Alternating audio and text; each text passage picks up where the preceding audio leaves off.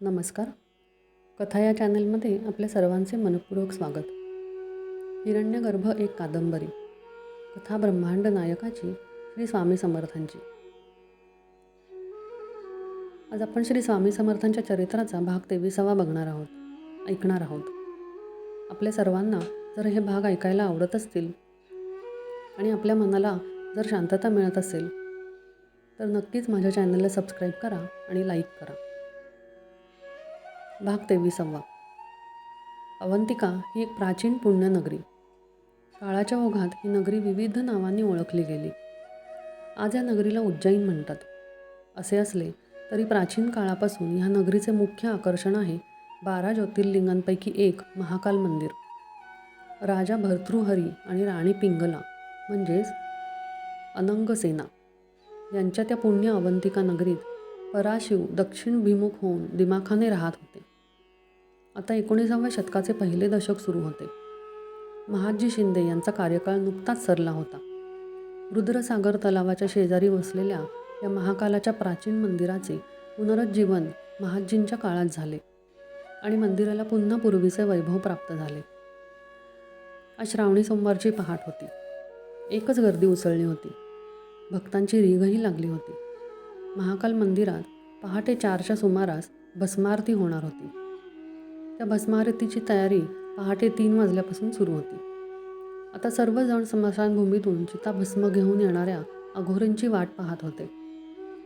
जनसामान्यांमध्ये अशी मान्यता आहे की या भस्मारतीत अर्पण केलेल्या चिमूटभर भस्माचा तिलक जरी आपण लावला तरी पूर्वजन्मीची आपली पापे नष्ट होतात आणि भस्मारती पाहणारा मोक्षाच्या मार्गावर अग्रेसर होतो.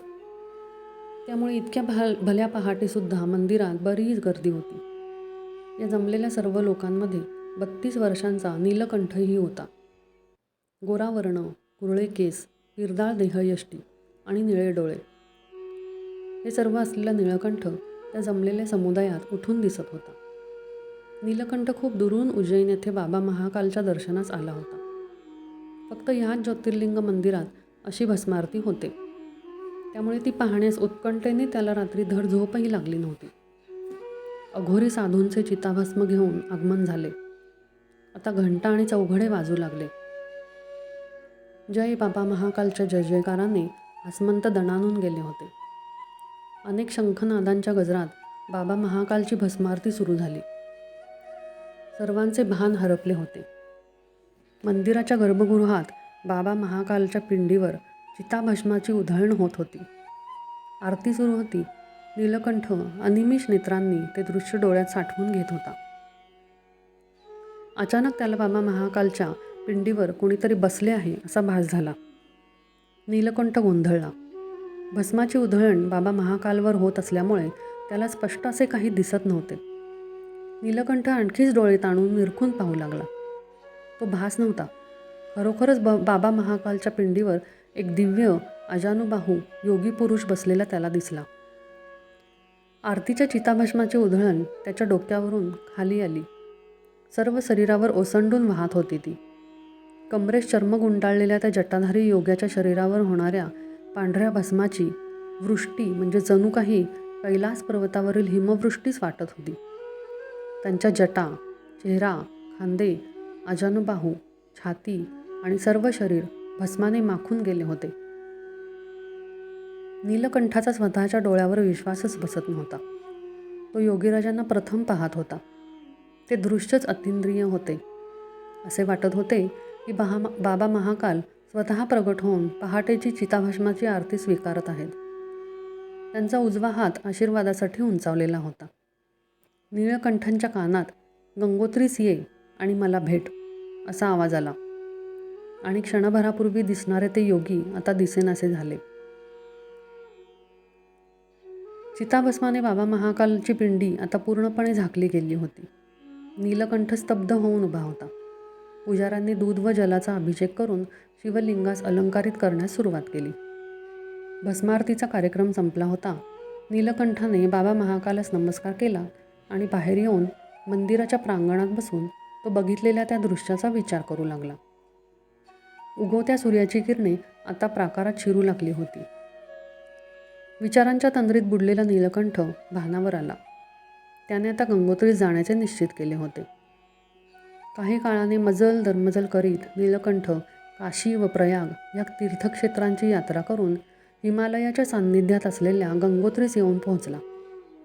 10,000 फूट उंचीवर असलेल्या गंगोत्रीस पोहोचून नीलकंठाने मनसोक्त गंगास्नान केले. गंगा नदी, जिचे मूळ नाव भागीरथी, देवप्रयागला या पवित्र नदीचा संगम अलकनंदा नदीशी होऊन तेथून पुढे ती गंगा म्हणूनच ओळखली जाते.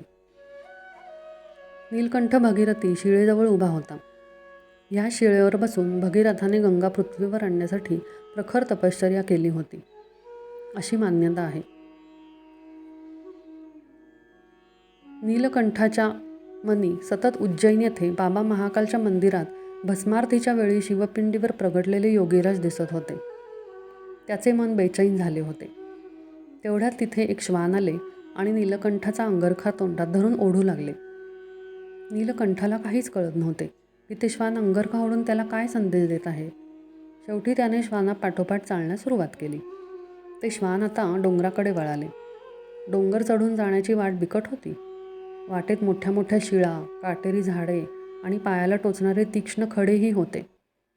श्वान थोडे थोडे पुढे जात असत आणि मागे वळून पाहत असे. जणू नीलकंठ आपल्या पाठी येतो आहे की नाही याची निश्चिती करण्यासाठीच ते थांबत असावे.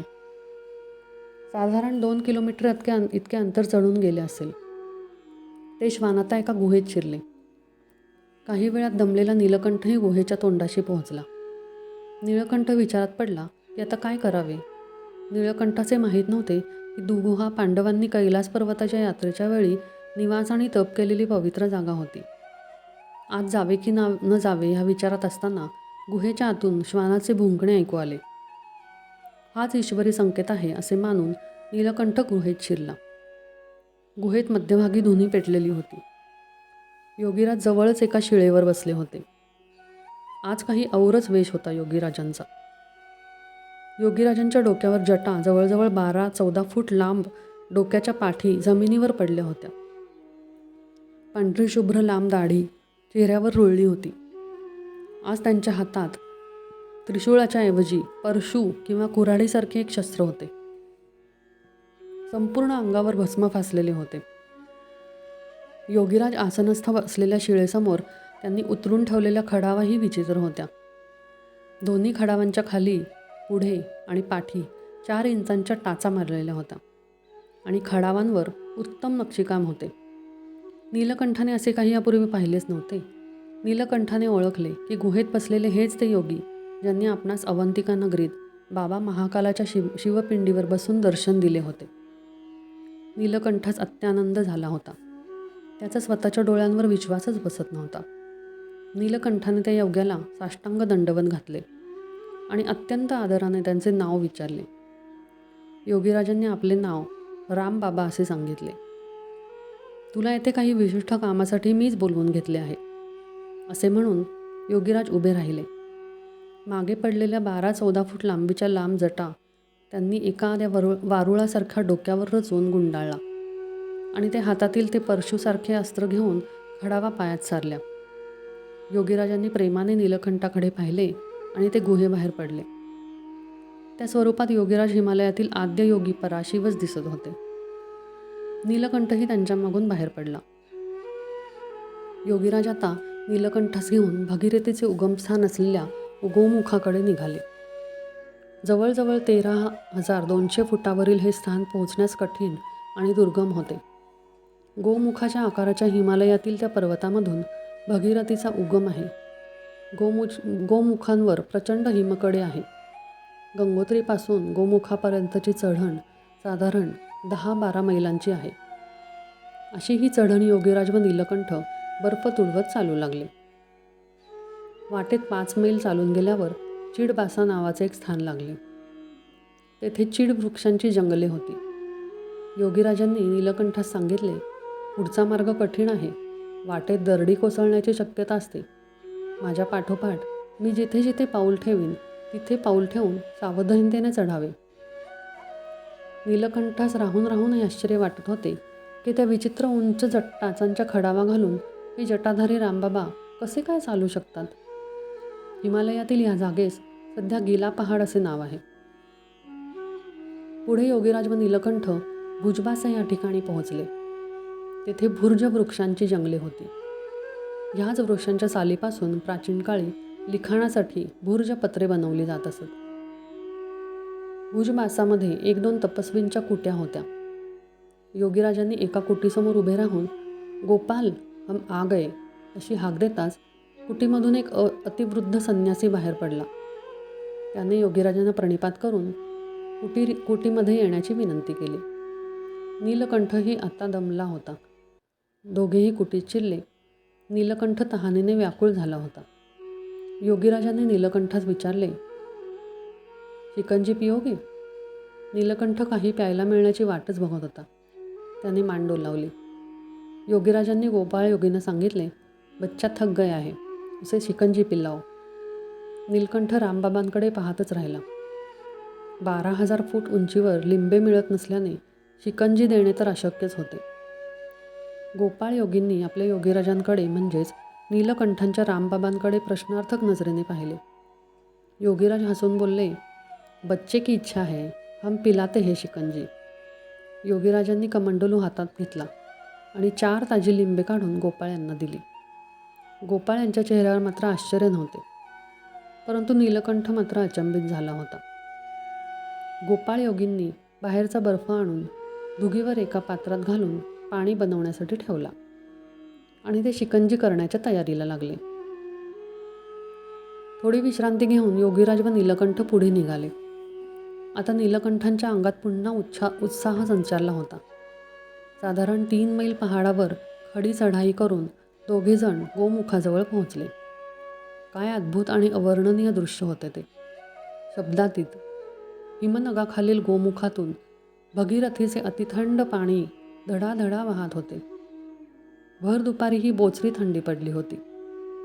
योगीराज भगीरथीच्या प्रपातात शिरले. गंगा आनंदून योगीराजांच्या अवतीभोवती खेळत होती. योगीराजांनी नीलकंठास भगीरथीत स्नान करण्यास सांगितले. भगीरथीचे पाणी इतके थंड होते की स्नान करणे तर दूरच, पण त्यात हातही घालणे शक्य नव्हते. नीलकंठाने काहीही विचार केला नाही. त्या अतिथंड प्रवाहात तो उतरला. योगीराजांनी नीलकंठास त्या भगीरथीच्या थंड प्रवाहात 3 डुबक्या मारण्यास सांगितले. 3ऱ्या डुबकीनंतर नीलकंठाचे शरीर थंड पाण्याने काळीनिळे दिसू लागले. थंडीने सर्व शरीर धडधडत होते. योगीराज हसले आणि त्यांनी नीलकंठाला किनाऱ्यावर असलेल्या एका विशिष्ट मोठ्या खडकावर निर्वस्त्र होऊन बसण्यास सांगितले. नीलकंठ कसाबसा त्या शिळेवर पद्मासन घालून बसला. वरून पांढरेशुभ्र हिम भुरभुरू लागले. योगीराजांनी त्याच्या कानात एक बीजमंत्र दिला आणि तो जपण्यास सांगितले. नीलकंठाने त्या सिद्ध बीजमंत्राच्या जपाची सुरुवात करताच त्याच्या शरीरात उष्णतेचा डोंब उसळू लागला. थंडी कोटच्या कोटे नाहीशी झाली.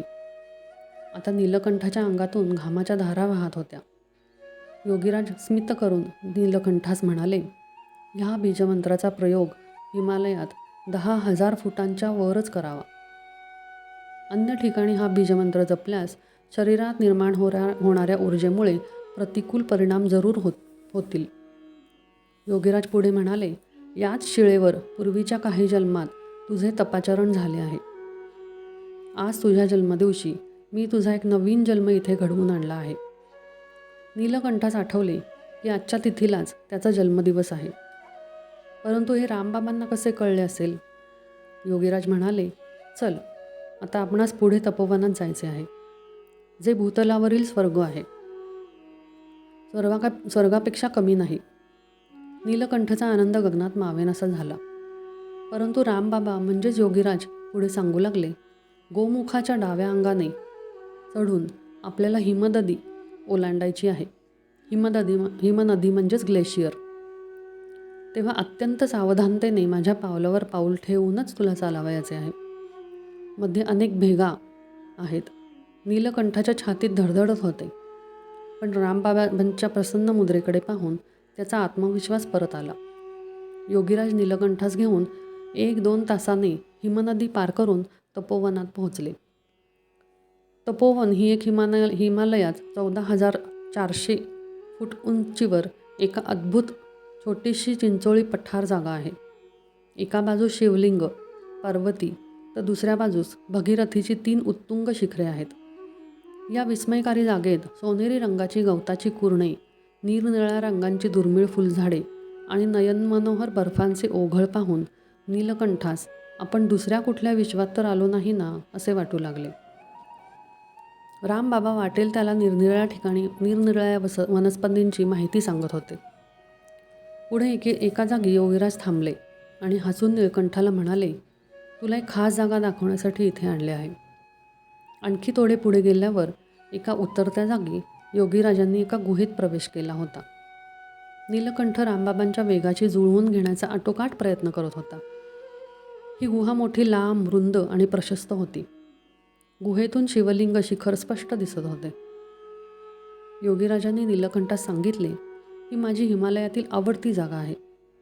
बऱ्याच वेळा माझ्या या गुहेत श्री दत्त महाराज, श्री श्रीपाद वल्लभ आणि श्री नृसिंह सरस्वती महाराजांच्या बरोबर भेटीवर चर्चा होतात. तुला माझे काही विशिष्ट काम करण्यास मीच निवडले आहे. तुझ्या प्रत्येक जन्मात तू माझ्या अनुसंधानात असशील. वेळोवेळी मी तुला तुझ्या कार्याबद्दल सूचना देईन.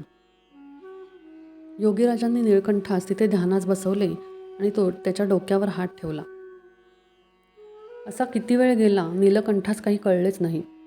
पण जेव्हा रामबाबांनी म्हणजेच योगीराजांनी त्याला समाधीतून उठवले तेव्हा दुसऱ्या दिवशी सूर्य डोक्यावर आला होता.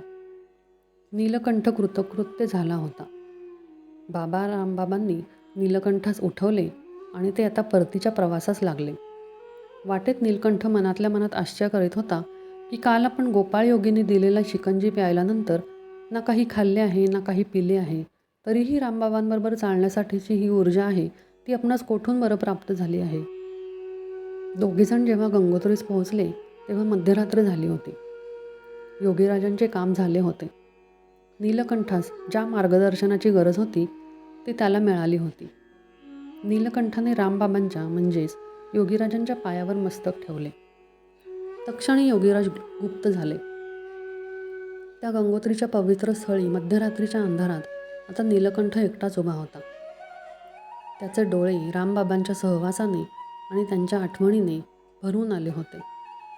त्याने पुनश्च हात जोडले आणि मुखाने निरंतर म्हणू लागला, जय रामबाबा, अलख निरंजन, श्री स्वामी समर्थ महाराज की जय. भाग 23 समाप्त. धन्यवाद.